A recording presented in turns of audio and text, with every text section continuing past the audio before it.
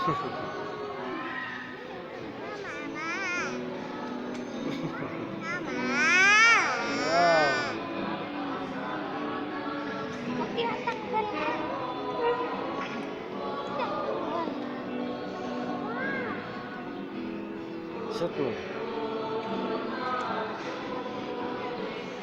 Isot mo.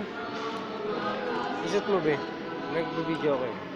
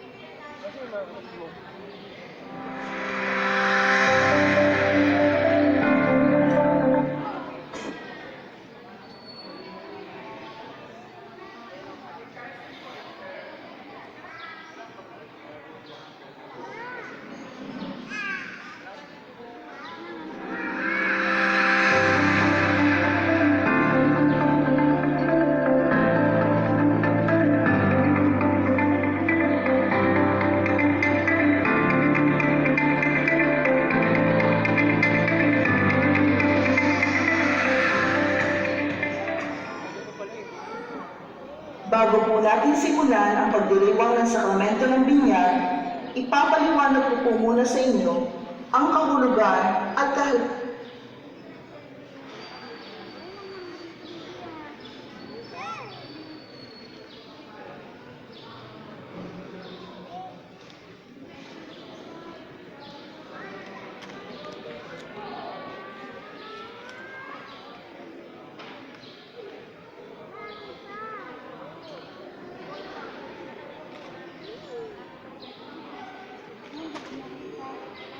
ng sakramentong ito.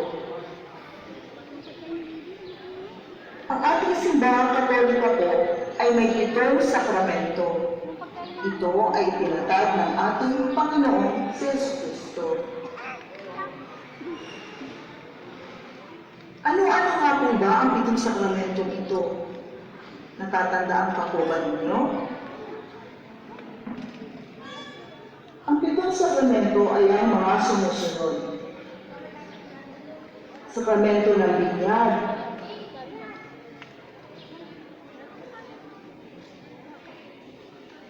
sakramento ng kumpir,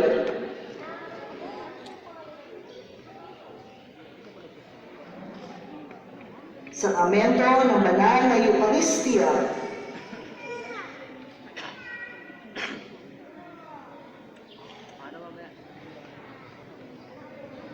sakramento ng pakikipagkasundo,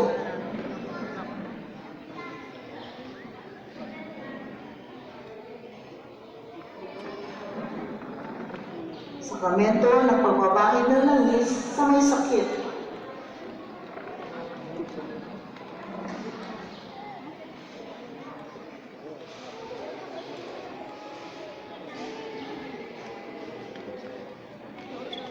sakramento ng pag-isang dibdib,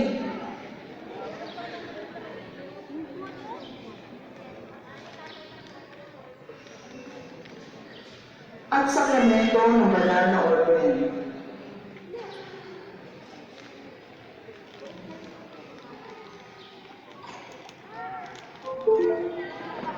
Sa 7 sakramento dito, sakramento po ng binyag ang kauna-unahang sakramento na tinatanggap ng bawat Katoliko. Ibig sabihin po, hindi maaaring tanggapin ang iba pang mga sakramento hanggat hindi pa po natin natatanggap ang sakramento ito. Ang binyag po ay galing sa salitang baptizing na ang kahulugan ay ilubog, ipasok sa ilalim ng tubig. Ang ilubog sa tubig ay sumasagisag sa paglibing sa kamatayan ni Kristo, na mula rito tayo ay muling nabubuhay na kasama niya bilang bagong kinapay.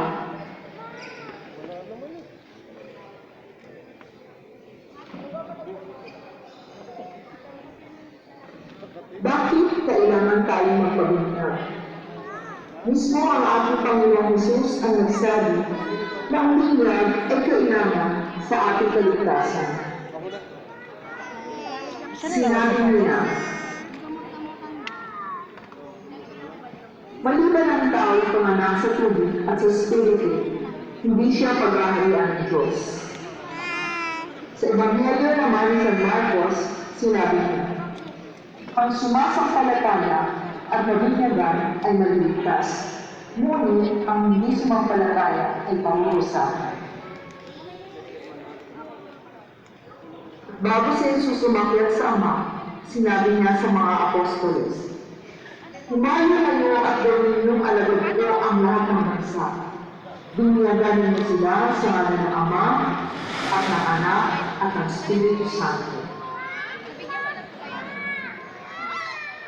Ano naman ang mga epekto at bunga ng binyag? Una, kayo ay nakakaroon ng bagong buhay kay Kristo.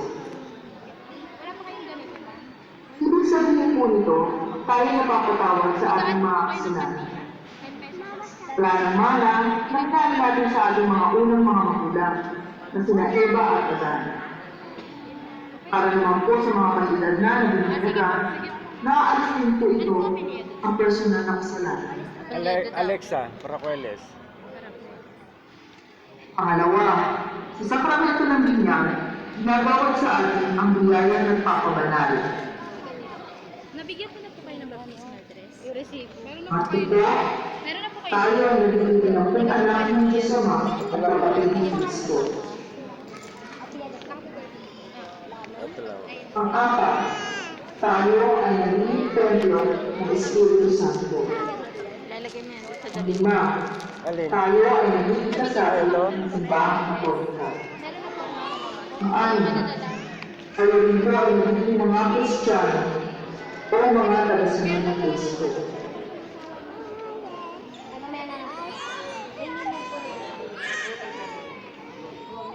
Ang pito, tayo po ay naging bahagi sa tatlong misyon ni Kristo. Papari, pagkaproseka, at pagkahal. Paano? Ay, yan ang sinasabing ginabaya. Siya ng pagkapari, ito po ay sa pamamagitan ng ating pagdarasal at pakikisa sa mga gawa ng pagsamba, tulad ng pagsisimba ng araw ng mundo. Alexa, Paracueles. Ha? Paracueles. Sa misyon naman ng pagkapropeta, ito ay sa pamamagitan ng pagpapahayag ng mabuting balita ng Kristo sa salita at sa gawa. Ito po sa tatay. Sa ibabaw ng pangalan. Opo. Hmm. Sa misyon ng pagkahari, Ito. Isa po ba ito kayo? ay sa Ito po kayo? pamamagitan naman Ito po. ng paglilingkod sa kapwa, lalo na sa mga dukha at nangangalan. Ikaw din po, mami. Nandiyan na po yung ninang at ninong. Ninang lang. Sige po.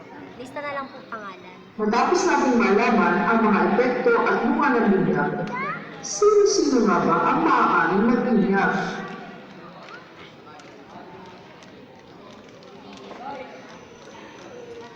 Ang obispo po, ang mga pari, Ilang palista at ang mga diakon. Dito po. Subalit, sa panahon ng pangangailangan o emergency Hawakan case, mo muna. kahit na sino ay pwede Hawakan magbinyag. mo muna. Ano po? Kahit ang nagbibinyagan Ano po ay kapilya? maaaring magbinyag. Oh, Ngunit, dapat na